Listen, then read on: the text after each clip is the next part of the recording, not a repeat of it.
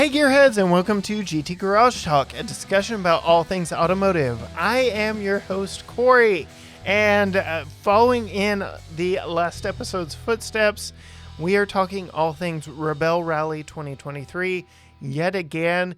It's that wonderful time of year, you know, the weather's getting cooler, and here at GT Garage Talk, we are talking to some awesome women who have been through it in a 1,500 mile, 2,500 kilometer off-road endurance rally. And this year, from our conversation last time to the conversation tonight, there's just a lot that goes into making the Rebelle Rally happen and then getting through it. Our guests tonight are journalist Mercedes Lilienthal and her navigator Emily Winslow.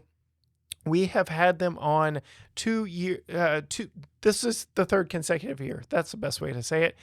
2 years ago, we interviewed them after being in an all-electric Volkswagen ID.4 and piloting that thing through the desert of Nevada and California, which just blows my mind. They just wanted to add complication to something that was already complicated.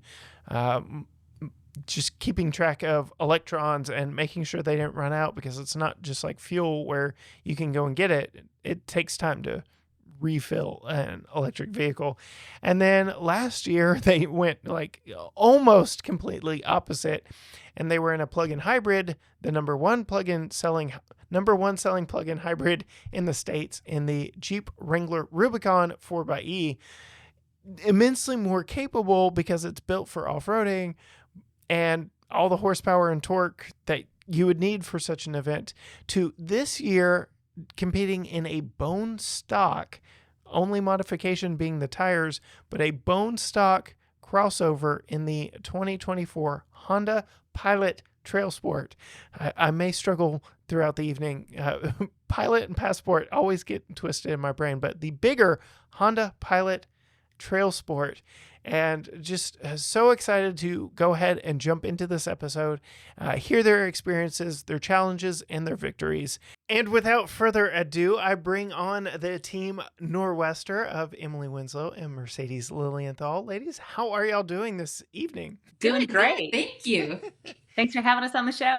Absolutely. I love our annual chats. I know we don't have to only do it every November, but it is nice to catch up and see what you've been driving in the deserts of Nevada and California over the past few weeks. So very much looking forward to talking a little Rebelle again with y'all this evening.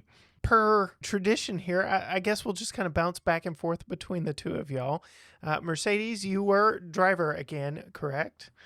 Yes. And Emily was taking the navigator seat and helping chart the course in this. Yes. No GPS, no digital nannies whatsoever, map, compass, and pen and paper kind of rally route, correct? Yeah. Map, compass, rulers, latitude, longitude, a map plotter, and our eyeballs. Yeah. Definitely more than I am. I am technologically handicapped, I guess, or what would be the word? I'm addicted to technology. So to go in a world where you have to seal your phone away and all the telematics that are in vehicles are turned off and disabled, that's foreign territory for me in and of itself, much less going, 1,500 miles through the desert. So hats off to you ladies for just being able to compete yet another year.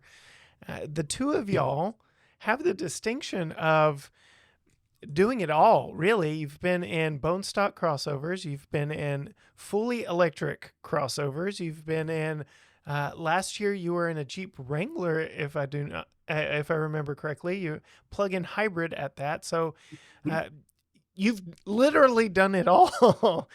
Check all the boxes. How has, I guess we'll start with you here, Mercedes. How have the different years between just different weather conditions and then different vehicles, how have they played out for you? Boy, that's a great question. How much time do we have? Each year it's a different challenge and it has its own set of extreme rewards. The course is different every year. Typically, we have a different start point, and Emily Miller takes us through different course, parts and pieces, and we usually finish up in Glamis every year. And so we never know what to expect. The course gets more difficult every single year. And I think this year it was bar none very, very, very brutal. There's a lot of floods and then the hurricane that came through. So that for this year was just absolutely an exceptionally challenged challenged year for all vehicles, but even that much more for crossovers. So for me as a driver and also an automotive journalist, not only am I driving the vehicle, I'm also reviewing the vehicle because of upcoming articles, upcoming podcasts, radio shows, things like that. But I'm also photographing it while I'm driving it and reviewing it. So I kind of have a triple job, so to speak. Yeah, I know. I'm kind of wearing many hats as we go. But basically, I get the keys, maybe that night or, that night before or a day or two before and say, hey, here are the keys. Let's go, and so for me as a driver, every vehicle's been so incredibly different, from a little ID.4 crossover from Volkswagen to, Jeep Wrangler Rubicon 4xe plug-in hybrid to when I was a privateer in 2018. We had a fully customized Toyota Tacoma Access cab truck that was a manual stick shift. So, and then this year, of course, we had a 2024 Honda Pilot Trail Sport that was bone stock. So wildly different. And so each experience has been wildly different to match. Yeah. And each vehicle has brought its own rewards and its own challenges. I remember the first time we even spoke about Rebelle was around that ID.4 and having to be one of, if not the only electric vehicle competing that year, a handful of electric vehicles competing that year, and all the challenges that brought with it, to now being in a off-road crossover, but still a bone stock when, like you said, there are other vehicles that are purpose-built for this type of event. So quite an interesting journey all unto itself. And I'll go ahead and tip my hat here. In our previous episode, I did speak with some fellow rebels in Jill Simonello and Kristen Shaw, who were in their Hyundai Santa Cruz, also competing in the X-Cross class with y'all. And they just went on and on and on about you alluded to it, the damage to some of the areas from the weather, the flooding, just all Mother Nature wreaking her havoc. Emily, how did that kind of play into your job of navigating old school methods through just, I don't want to say hellscape, but, not ideal.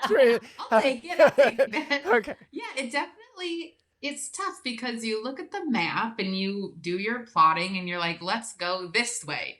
This is the best route. And then you start going and it's like, Mercedes says, I can hear that there's mud happening and it's getting deeper. And I'm like, well, this seems like the best route. She's like, well, nope. So then it's like, okay, this is not the best route. Let's turn around and waste our time going back, which is not a waste, but you have to do it. And let's try this other way. Oh, this doesn't work either. So it's very much in my head. I know how to get there if we had a hovercraft, but we don't.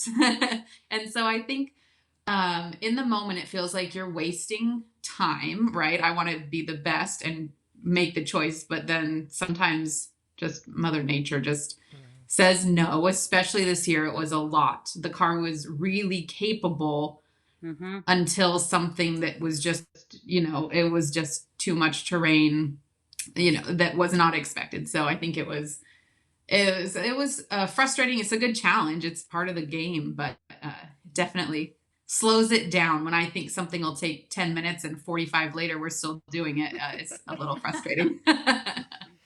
Yeah. I mean, all things considered, like, again, going back to my technological addiction, I'd be like, oh yeah, you just pull it up on Google Maps, you take a look at it, you see what the satellite view looked like 2 years ago when they Mhm. took the picture, and make it all work. But Mhm. to be kind of, again, taken aback and just given, you're trying to hit certain geographical waypoints and Mhm. collect them as you go along, collecting points Right. along the way.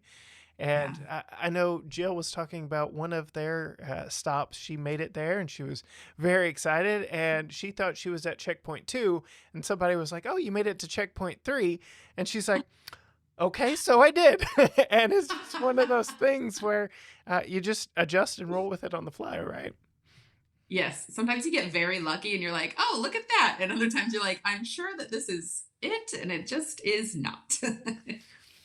So, okay, to the point of the tough terrain, being in, I don't want to say this as a negative because it is not, but a less aggressive off-road vehicle from what y'all experienced last year. And let's face it, one of the best vehicles you can go to a dealership and buy in a Jeep Wrangler Rubicon, to what is a very capable crossover SUV.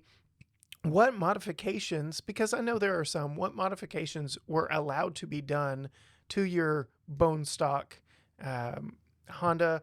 I want to get it because I always get Passport and Pilot mixed up when I'm actually speaking, but your Honda Pilot Trail Sport. Right. Yes. Yeah, that's a great question. So the Honda Pilot Trail Sport is the biggest SUV that they have. Mhm. So the Pilot Trail Sport is the 7 to 8 passenger SUV, and it's the 3 row SUV. So it's the big girl, like we Mhm. say. And so we nicknamed her Sally. Okay. So the Pilot Trail Sport. So basically, the Trail Sport series is the most capable and the most ruggedized version of the Honda off pavement series of vehicles of the model lineup that you have. So the Pilot Trail Sport has things like different modes. So it has normal, econ, snow, tow, and 2 modes that we used quite regularly: trail and sand modes. I'll talk about those in just a little bit because I used those very, very regularly, and they were instrumental in making sure that I can conquer a lot of this really tricky terrain that we're talking about. It also has a very robust multi-view camera system, or what is called the MVC camera system, and Trail Watch.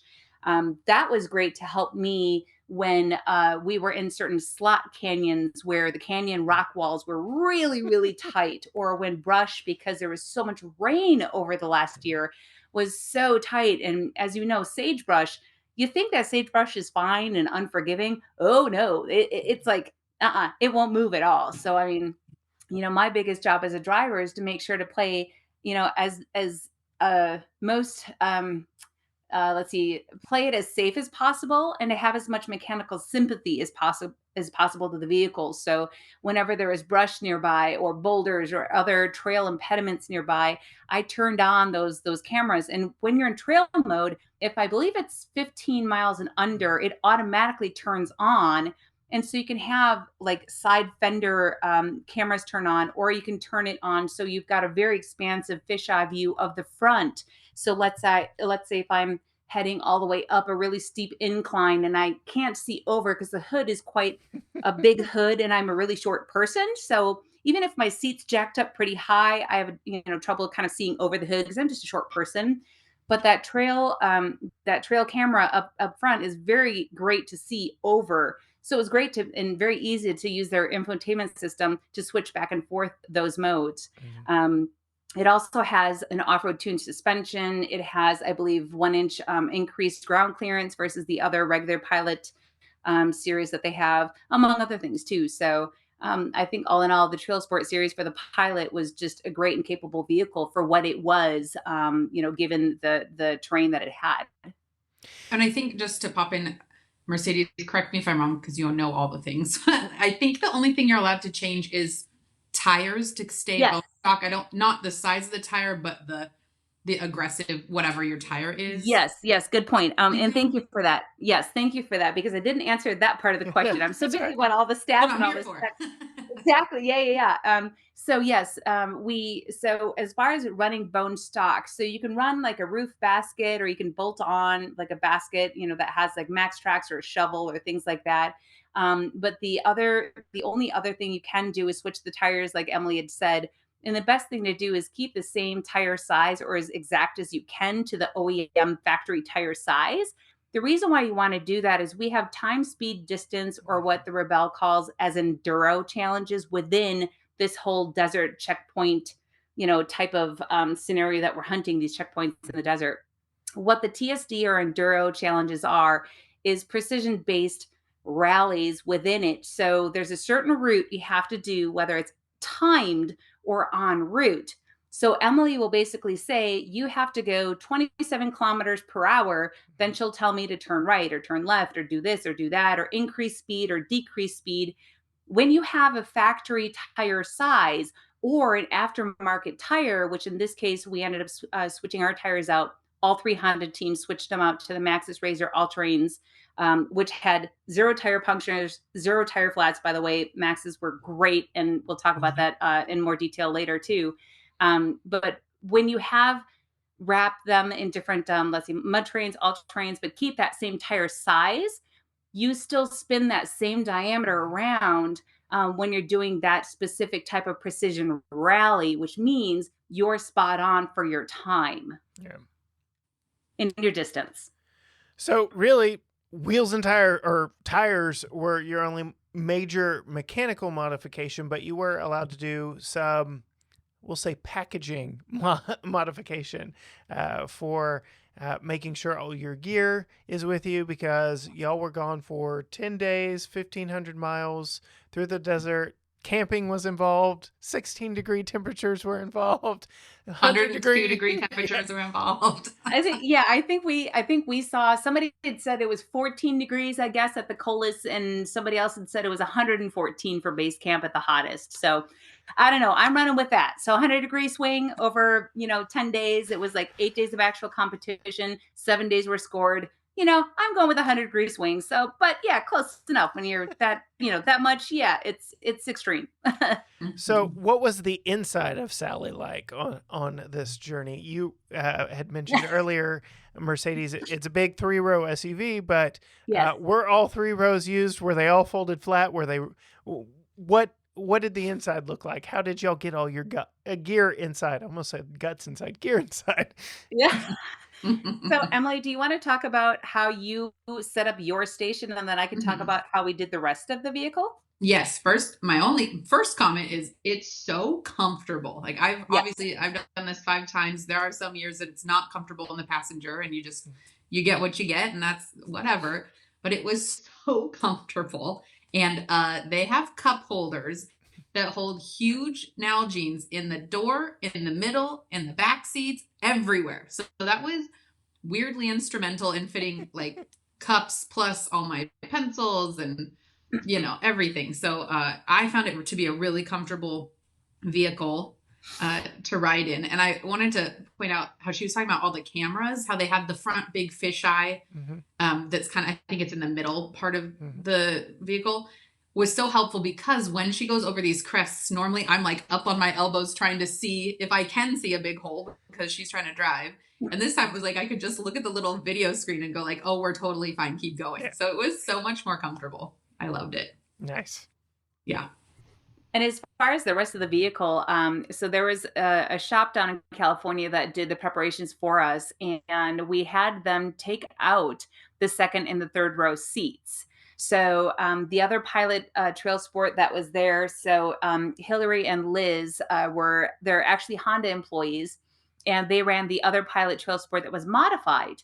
And then the third team we had was a Passport Trail Sport. And so that was Nicole and Serena. So that was kind of the trail sport trifecta, so to speak. But when we talked to Liz and Hillary with the other pilot, we asked, how are you going to store your gear? And they said, well, they're going to take out their second and third row seats and then put in D-rings where all of those seat mounts and those bolts are that are left over. And we said, done, let's go ahead and do that too. Because we didn't have the vehicle we didn't know what it was going to really look like. I mean, when I was at Overland Expo West in Flagstaff, I saw their marketing vehicle down there, but it was, it had the seats in it. It was pouring buckets rain when I saw it. So, I took videos and I sent it to Emily and I said, well, forgive how wet everything is, but I took measurements as quickly as I could. I took video as quickly as I could. And I said, well, this is what we have. This is all I have. This is, what we have for the time, because we didn't have the vehicle and, sitting in our driveway to be able to measure off of or pack or whatnot at that time. Right. And so it was great. We had plenty of room. There was tons of storage. And for us, we had 2 full-size spares and then a tire patch kit from ARB, and then also our portable single air compressor from ARB as well. So it was great. So we had one of the full-size spares that is in the stock location from the factory that's underneath the rear. So you'll see in some of the photos with the articles, I have a rear 3/4 shot or a rear shot where you'll see that where it's mounted, kind of like, kissed underneath where the bumper is. And then we ratchet strapped another one down, the second full-size spare within where the second row seat is. Nice. Yeah, you gotta bring all your stuff with you and be prepared to whatever comes your way. But I did know you noted 0 flat tires. You were one of a handful of teams that actually applied to this year. Given Yes. all the craziness of the terrain this year, I would not have expected that, but that was something that I know Team Brute Squad brought up as well. Talk to us about how those tires held up for you. Yeah, the Maxxis Razor All Terrains were great. They were exceptional. And it was actually the first time that I ran Maxxis for any competition. I've run several other manufacturers, and this was the first time for Maxxis for me. I know a lot of different racers that run King of the Hammers, for instance, or Ultra 4 racers, and a lot of them, or races, I should say, rather, and a lot of them run Maxxis. So I've heard nothing but good things, but this is my first time actually running them in a competition. And as far as the traction was great, the sidewall protection was great. We had a little bit of rash on the sides, but that's expected. I mean, there were so many rocky patches and so many different areas where the boulders were so severe, and stumps that were out, and just, I mean, I can't even tell you how much damage there was. And I mean, I'm like, suck it in. And, I'm just like kind of holding my breath as I'm going through, really, really tricky terrain. And that's kind of how Sally became her name, because I was like, suck it in, Sally. And after how many times I said it, Sally kind of became her name because she was a bigger girl. And it's a wonderful family vehicle, because it was, to Emily's testament, such a comfortable vehicle. And the seats were great. They're heated really good at 14 degrees, by the way. Yeah. Yeah, the tires were great. And, at the beginning, again, I'm a journalist. And so I have a little tiny notebook. Here's my notebook. I brought it way too small this year, but that's all I had. So I was taking notes as I could, and I lost count within the first, 2 days of how many people shredded tires. And I'm talking about high quality, like all terrains, mud terrain tires. I think the first day there were like 8 or 10 people shredded tires. The second, third day, there were multiple other people. And by that time, I think there were at least 2 or 3 teams that had dual tire shred incidences at the same time. I'm like, I lost count. I gave up. I'm like, okay, well, that's too much for me. And thankfully, we had no issues with Maxxis, and none of the Honda teams did. That's awesome. Yeah, and I will say Mercedes is very careful about her tires all the time. Like, she's not, some of those gals get out there and they kind of forget that tires are puncturable, I think. But she is very precise, and I think she did, she made sure they didn't get punctured. It was great. It's to me, it's all about the mechanical sympathy. I mean, for me, if the vehicle is safe and the vehicle is not squeaking, not being pushed too hard, not bucking, and if my navigator is comfortable, if my co-driver is comfortable, and if she's not screaming at me, this and that, whatever, then I know I'm doing a good job. And so far, 0 trips to the mechanics, 0 issues mechanically ever. Knock on wood, or fake plywood that I'm like, like plywood, or wafer board that I'm knocking on right now. But let's hope that it stays that way. So yeah, that is very impressive. That was another one of my notes was, okay, no tire issues, any mechanical issues, any trips to the wonderful mechanics that work round the clock out there. Because again, going back to Team Brute Squad, they brought up not they had a few mechanical issues themselves, but witnessed other teams have to have a complete rebuild underneath a Jeep. But it sounds Yeah. like y'all avoided a lot of that. And I would say, to your credit, Mercedes, that mechanical sympathy. So many people think, oh, I've got Kevlar tires, they're impenetrable, or I've got a Jeep Yeah. Wrangler, it can handle anything. And if you go in with that mindset, that's probably the wrong mindset, and you'll be at the mechanic overnight.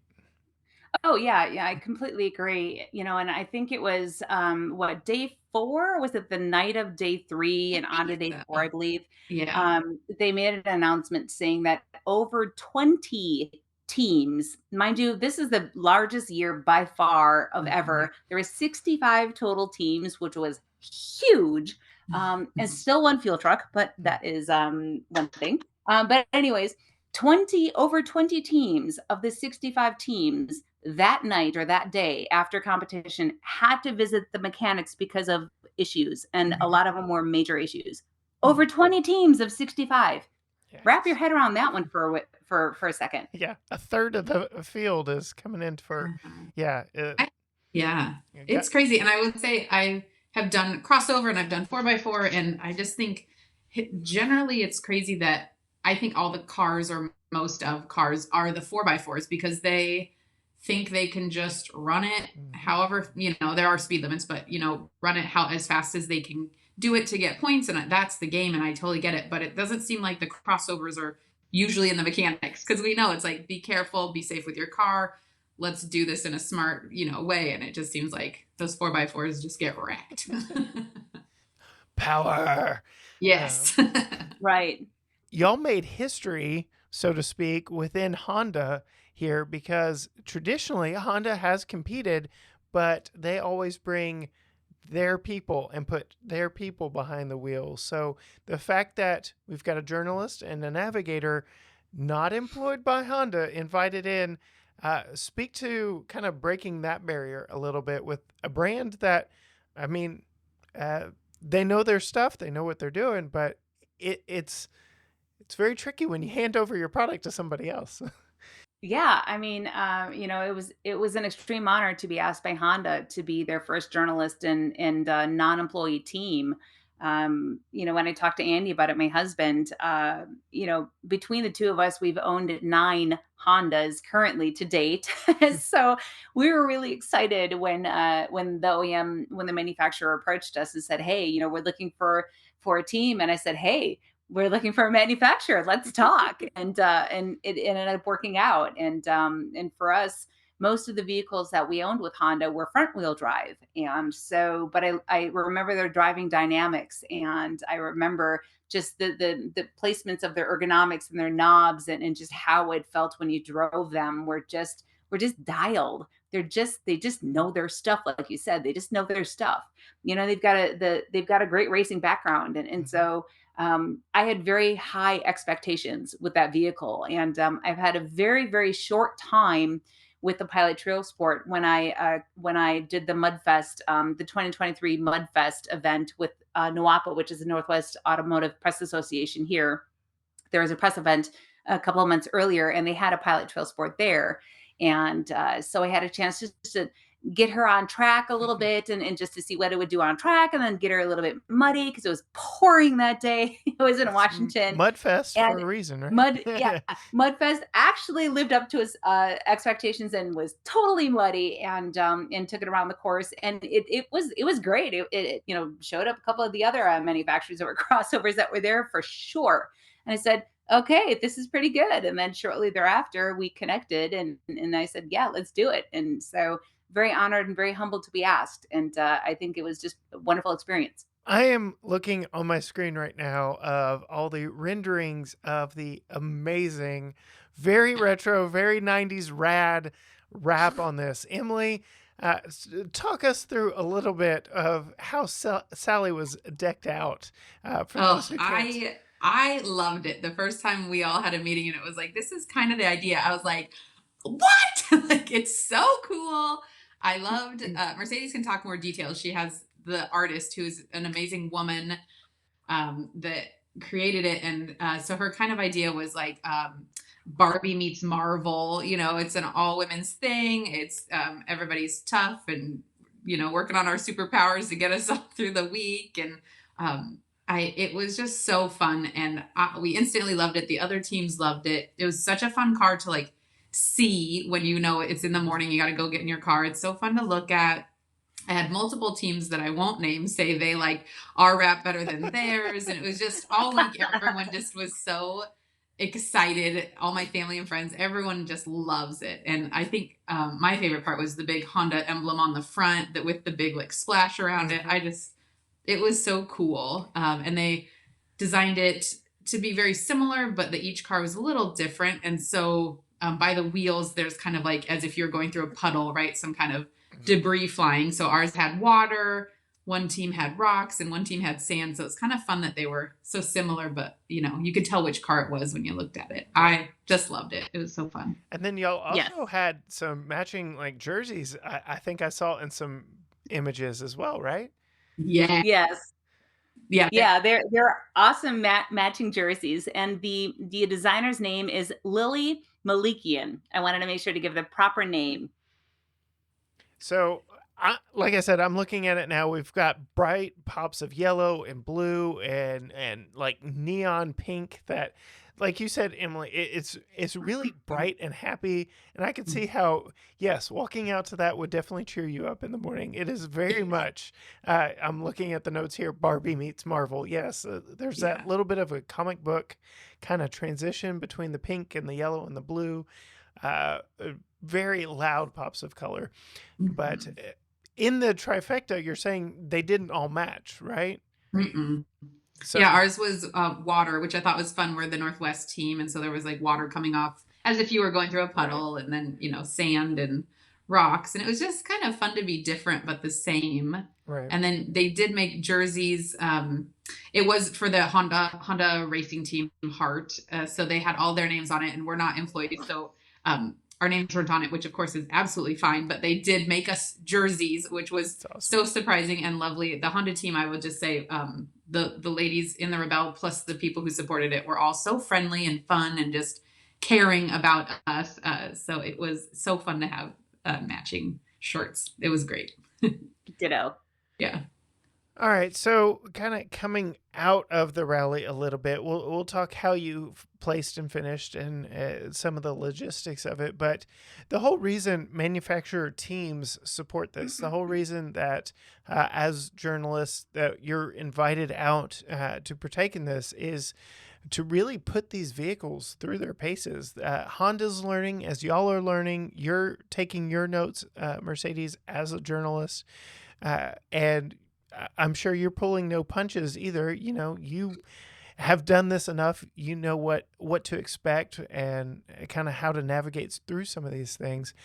What kind of stood out to you as like the key feature? I know the all-wheel drive system. I've sampled the Passport Trail Sport, which is a smaller one, and that was a standout feature for me. What kind of stood out to you as you're piloting the pilot Sally around? I love it. I love it. Great alliteration and great use of words right there. There were multiple things actually. For me as a driver, I really came into this rally wanting to focus on a couple of key things.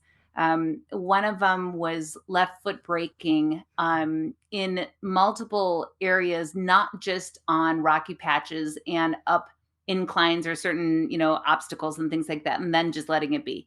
I really wanted to just learn higher speed driving and left foot brake and just really have that modulation and just really kind of figure that out. And I talked with Liz Long, the other pilot trail sport driver, and well, they kind of switch roles, but driver navigator, but she's one of the engineers at Honda. And she said that the 2024 pilot trail sport was worked on and was designed to allow that to be kind of a feature for them, for people, if they wanted to do that, was to actually, have an opportunity to let that happen a lot easier. I'm not saying it the right phrase, but if you wanted to left foot brake, right? If you wanted to do that, essentially, it would allow that to happen a lot easier than earlier generations. I think I'm saying that a little bit better now. So for me, earlier on, I was like, well, Emily, I'm going to try this. It might be a little bit herky-jerky until I kind of find out where that point is, and, different terrain. And there's just so much. I felt like I was in, like, here's a a minefield. Here's a minefield. Oh my God. Oh no. It's just like, it was just crazy because there's so much damage everywhere. But I felt pretty quickly, as you're going on, at higher speeds, especially when it got really, like, soft and loose and things like that, you had off pavement, you had certain caps in speed. Usually it was like 70 to 75 kilometers per hour. So you can't go beyond it. Otherwise it'll penalize you. But you can left foot brake, and then you could just, you could preload the suspension so that if you could see that there's a little bit of a dip, or there's a little bit of an off camber, there's a little bit of something there, you could preload the suspension and then let go right before, so that you can just allow the suspension to be able to increase and just absorb that, and then take it, and then allow for a smoother ride to kind of hit and take you and carry you through, versus just break all your way through and then just bam, hit it, and just keep on slamming your way all the way through. And once I found that rhythm, it was so easy and quick to find it with that car. It was such a joy. I'm like, give me more high speed stuff. Like, it was the day when we were going to Glamis. I remember it so vividly. We were behind time. We timed out of a green checkpoint. It was the last green checkpoint to get to Glamis. I hated it because we were 24 minutes late. The terrain was just too great for a bone stock crossover, for any bone stock crossover. There was only one other bone stock crossover. It was a Ford Bronco, more capable, different class, in my opinion, as far as capability, but maybe they had a better opportunity. I'm not sure, but the Pilot Trail Sport did such a killer job that day. The terrain was such a disaster, in my opinion, as far as how bad it was. Even though the Pilot Trail Sport championed its way through it in such a dynamically great way, it just slowed us down so much that we just couldn't make the time before that time of that trip, that checkpoint closed out. When it closed, that green checkpoint closed, we were 24 minutes late, but I was able to go off-road the whole entire way in to Glamis and make up all but 8 minutes. Wow. Left foot braking my whole entire way through. Yeah. And to me, that was one of the coolest off-road driving experiences I think I've ever had, because I have never done that before as a driver. And everybody starts from somewhere, right? To me, I'm used to rocks. I'm used to, all sorts of stuff, not sand. And it was really sandy. It was really deep. It was flat, but that's not terrain I'm used to, right? So I'm not used to doing certain things. So that pushed me as a driver, and it was such a cool thing. And to me, the trail sport just did such a killer job that way. And I'm really glad. I mean, we were 8 minutes late to base camp. We timed out that day, but hey, you know what? I did such a great, to me, that vehicle did such a great, solid job, and it kept us so on the straight and narrow, and it had no issues. And I never for once thought like we were out of control, because the all-wheel drive system was just that. Yeah. Little victories, right? It may not translate to the score, but oh yeah, otherwise you'll go nuts. to me, it was more than a little victory, Cory. It was beyond, because it was the terrain was so ripped up that day. It was so torn up. We went through Slab City, and after Slab City, usually they end up taking us highway all the way to Glamis. That's what I was expecting. Oh no, this year they decided to dump our asses. Can I say asses? Yes. I'm sorry. Dump our butts all the way off-road, off pavement, on this sloppy ass, whatever the heck you want to call it, all the way into Glamis. And it was like sliding around. Like if you had like melted ice cream and you decided to like put it in a channel chase of something and lose your way down into whatever and do 40 kilometers of it. That's what we had. So yeah, I think it was pretty much a big success and a big champion to the Pilot Trail Sport, in my humble opinion. Well, that serves up very nicely to this next question for Emily. For you, 5 years in now, every year is slightly different course, and then every year has differences. Again, this year is just torn up, and the weather played such a big factor leading up to the event. Walk us through maybe one or two of your challenges as the navigator, because It is my understanding from talking with Team Brute Squad that you didn't have the entire course day one. You got a handful of maps and then more maps and kind of had to do some on the fly stuff. Yeah, so it was she always Emily Miller, right, the founder of the Rebelle. She always thinks of something new each year. Her and Chrissy, they love it, which is part of the game. You know, if you've done it all 8 years or the 5th year for me, you know the game pretty well. So there's always something new. So in the last couple of years, the first few, she'd give you all your maps for all week. So you could figure out what you were up to. This time she gave us, I think, seven or eight, which will get you through a couple days. So you don't know where you're going.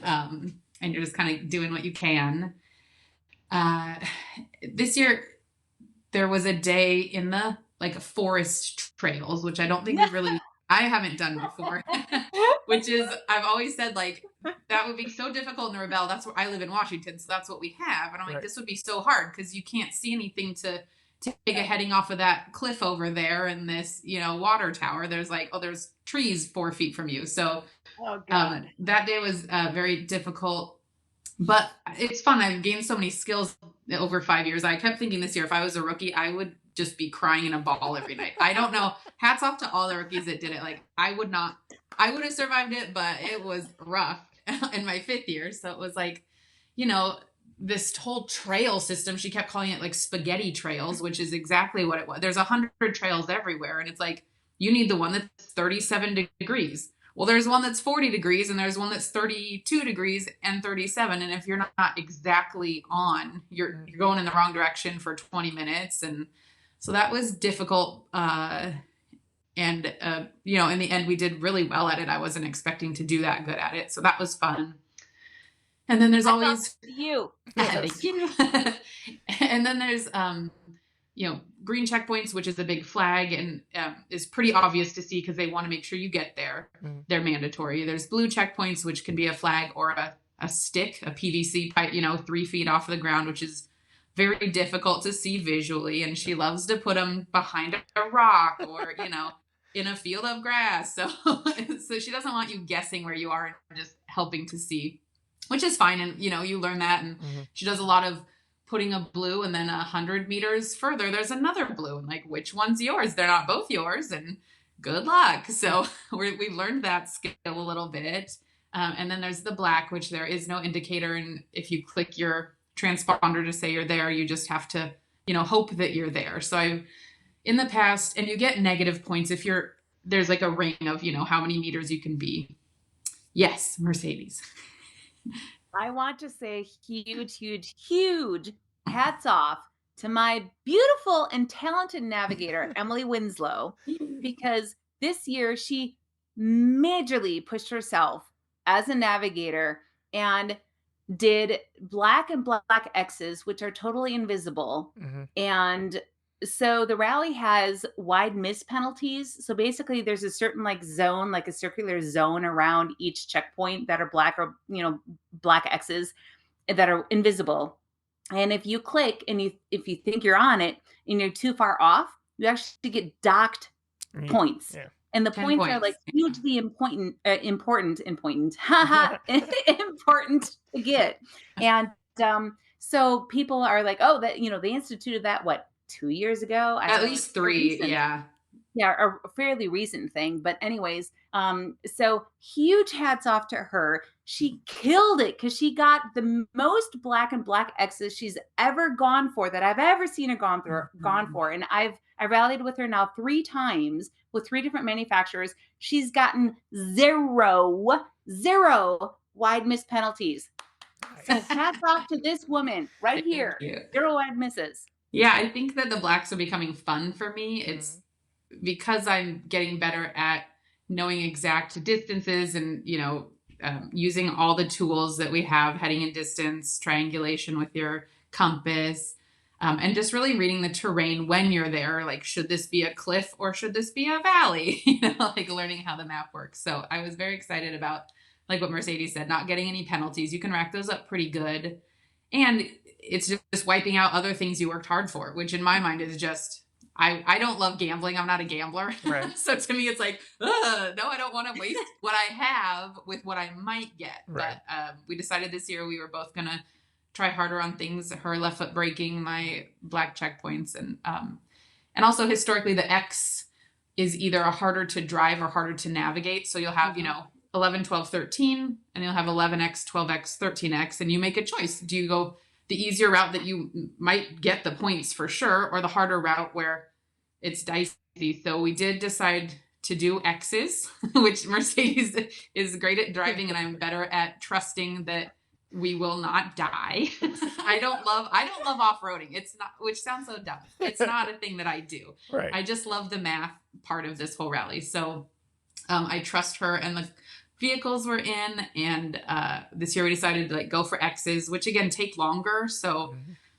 sometimes you time out, but it was a gamble, and I thought it was really fun to try that. So I had a great time. Yeah. Well, and I love the fact that there was one day, and I can't remember, I think it was checkpoint 18 maybe, and I can't remember what day it was, but it was where we decided to take the X route anyways, and we decided to bypass that black because we were like, it's too much time, but just go ahead and take the X route because I know you wanted to drive it anyways. And there were 4x4 drivers that said, oh my God, you brought that up here and you're still in one piece. Hats off to you. We had 4x4 drivers tell us that. Yeah. We didn't even get the points up there because we were late. Well, not late, but we didn't want to stop and waste the time.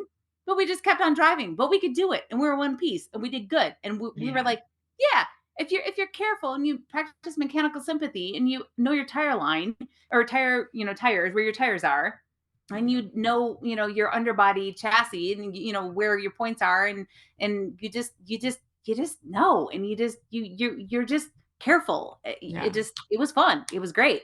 I was like, thank you. That's a really good point. Mercedes loves those. I'm always like, I hate this, and she's like, I'm having so much fun. Like, I hate it. You just don't like rocks. No, I will say, not that you asked me this question, but as far as the driving, I don't drive the car, so I don't have a lot of opinions. But going down steep hills and up steep hills makes me very nervous. So a lot of times I just shut my eyes because I trust Mercedes, but I don't want to watch it.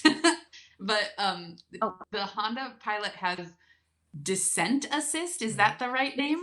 I was just going to say, you're very close. It's hill descent control. Okay. But it was first I was scared because it makes a lot of loud scritchy noises. And I was like, this is not okay. We are going to die. And she's like, no, it's so the car's totally braking for us. Look, my feet aren't even on the pedals. I'm like, well, what? The car's doing it. I'm like, no. Wait. Let me clarify. It worked. My point is, it was amazing, but I was so scared. Yes. So anytime that I'm an analog driver. Mm-hmm. So I've got two old school 1990s Pajeros, right-hand drive diesel Pajeros, and an old school Mitsubishi Delica 4x4 sitting outside. They have none of those features. So, and there's stick shifts. So they always roll backwards. They always do not, all that stuff. My foot's always over the brakes, going over like any hill descent or anything, any that type of stuff. So my natural reaction is always foot over the brake. So my foot was over the brake. Well, of course. She's not hanging them out the window. Hanging out the window going, this is awesome. But so as I was doing that, I was looking at the features, and as I was testing that, I was looking at the infotainment system, testing the feature, looking at the center console, the driver's side of the center console and the infotainment and all that type of stuff, trying to figure out what does this feature of the Pilot Trail Sport do. Mm-hmm. It's actually really cool because it tells you how fast you're going with it, which not all of them do. Right. And yes, it does make loud grinding and braking noises. And she's not necessarily, I don't think you've ever been in a vehicle that's done that before. Have you? No. Okay. So that's why she's like, and I'm like, oh, no. I was sure we were dying. I was sure. And so I told her, I'm like, oh, this is what this does. And I explained to her, okay, this is why it's doing this. It's braking, it's doing this and that. And this, but it was really neat. It had a green bar, and it told you how many kilometers, because we were running the rally in kilometers per hour, how many kilometers, it was going up and back. And then you could actually increase it as you flattened out in speed. You could increase the speed and then just go back, and it would still go back into hill descent control and still control it for you. And then you could still push beyond and give it gas if you needed to, and then go back, instead of pushing gas and then it goes off Right. like some of the other manufacturers. So for That was me, great. it was really easy and really intuitive. So again, thanks Honda for Yes. making it easy. Yes. It was Along with good. knobs. Thank you Very for good. keeping knobs on your Yes. AC and your like radio and your other things and keeping stuff easy. Thank you, Honda, Yes. because other manufacturers, not so. Thank you, Honda, making it so. Thank you. Great car. Great Enough vehicle. said. So obviously we could talk all night. There's a lot more we could talk about. I've got a list of questions, memories, and things you'll never forget of this one. But looking at how long we've gone so far, I do kind of want to wrap up very briefly talking about final results for y'all. Because again, we've talked about how absolutely torn up it was. We were talking about the fact that y'all were in bone stock share of vehicles, ignoring the fact that you're missing a few rows of seats and you've got knobbier tires. You are in what would roll off the dealer lot, and you're competing against vehicles that are in the same class as you, but that aren't bone stock, that have additional lifts and different bumpers for better approach and departure angle and stuff like that. So kind of walk us quickly through where you landed points wise, because we already know just from the conversation thus far that y'all felt like a win going through this, especially coming that last day with making up all that time with your left foot braking. We did. Honestly, I mean, we felt like we won in many respects because we had Emily that killed it, I think, navigationally with 0 wide miss penalties and doing as, more blacks and black X's than she's ever done it and really pushing herself navigationally. Myself as a driver, really honing in on some of the skills that were not new to me, but like expanded, high speed driving, left foot braking, that kind of stuff. Really focusing on that type of stuff. Some other things like, let's see, how much time do we have? Let me see if I can condense this. Being light on fuel in the sand dunes and having to, let's see, we're a 0 range with 30 kilometers back to base camp. And I was able to hypermile in the sand dunes. Let's just say hypermile it to the sand dunes and get back to base camp with enough fuel range and not run out and still call it good within time and not time out. Yes. I don't know how much time we have left, That but sounds stressful fashion. in and of itself. I know people who make it a habit. It's not a great habit, but make it a habit of having to find a gas station with a gas can.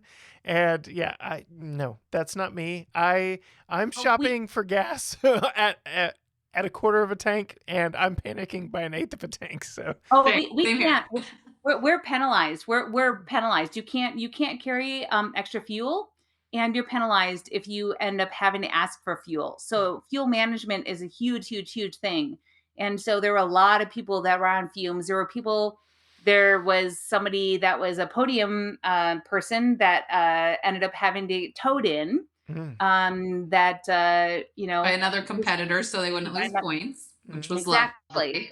Very cool. Exactly. But it's the kindness and goodness of other competitors that showed compassion to bring them in because they knew who they were and brought them in because they knew that they were trying to keep their points and bring them in. And so, so for us, we had a lot of wins.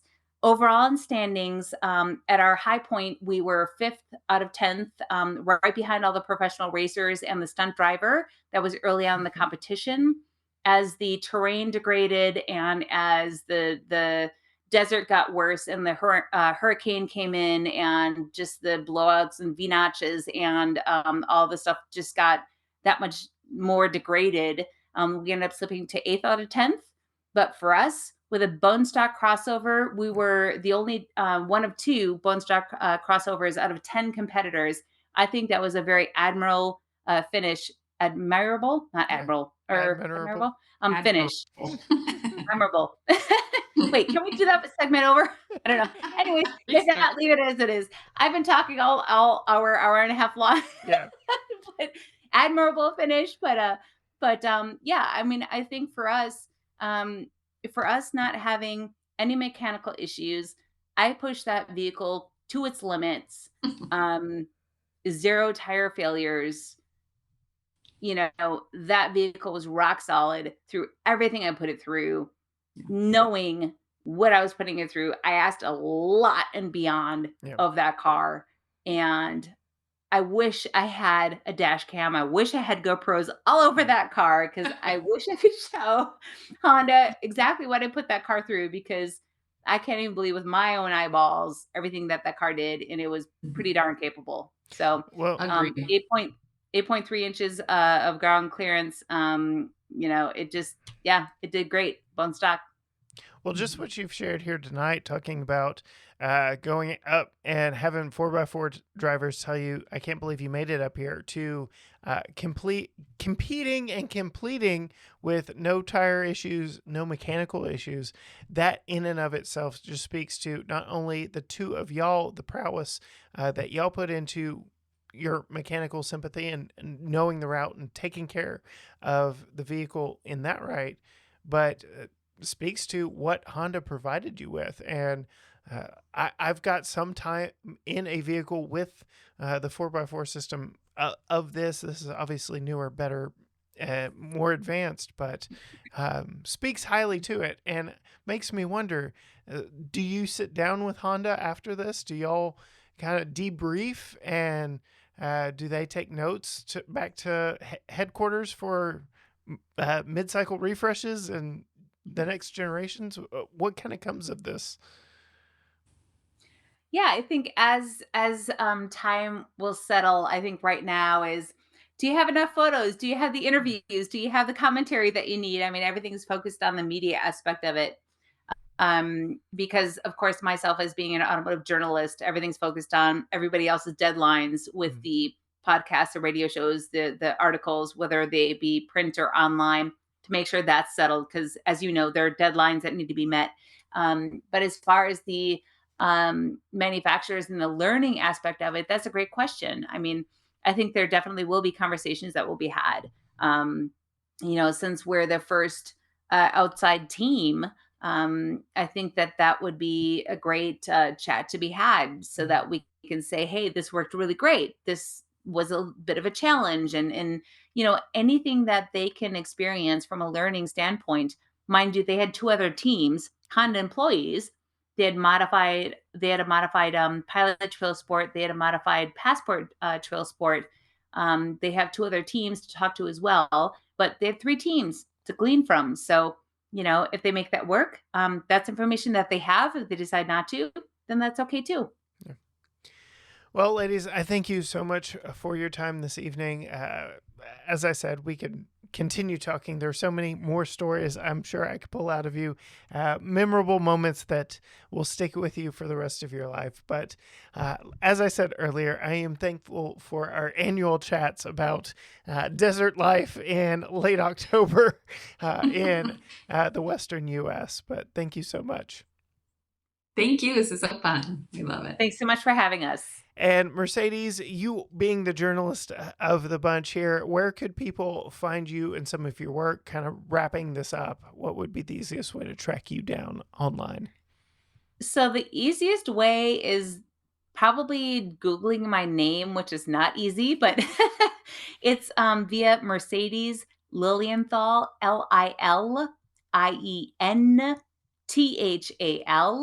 or they could follow our automotive, in between my husband and myself, our automotive brand, which is Crankshaft Culture. And we post a lot of our stuff as far as our updates, articles that post, things like that on both of those channels. And then you shared with me, I was kind of going through as notes, an article that you put out through Outdoor Vehicle Recreation, OVR Mag, and I'll go ahead and link that down in the show notes so people can see your lovely faces. They can see Sally and all of her bright, glorious colors, and just kind of familiarize themselves with who they've been listening to for the past hour. Exactly. Thank you so much. Thank you. Y'all have a wonderful night. Thank you. You as much. Thanks so much for having us on. Okay, I cannot thank these ladies enough for joining me this evening, for just regaling us with some of their tales. There's so much more that I wanted to cover.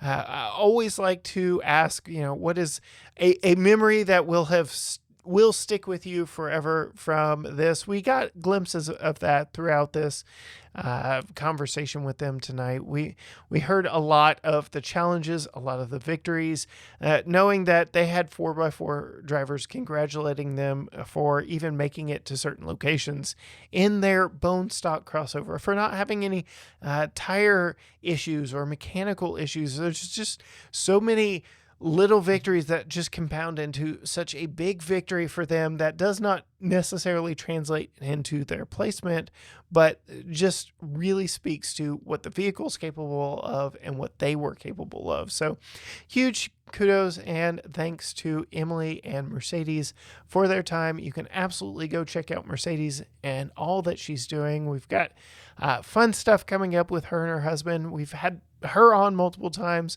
We've talked with Andy a couple times as well. So there's a lot of stuff going on with the Lilienthal. So grateful for having them. Go find them.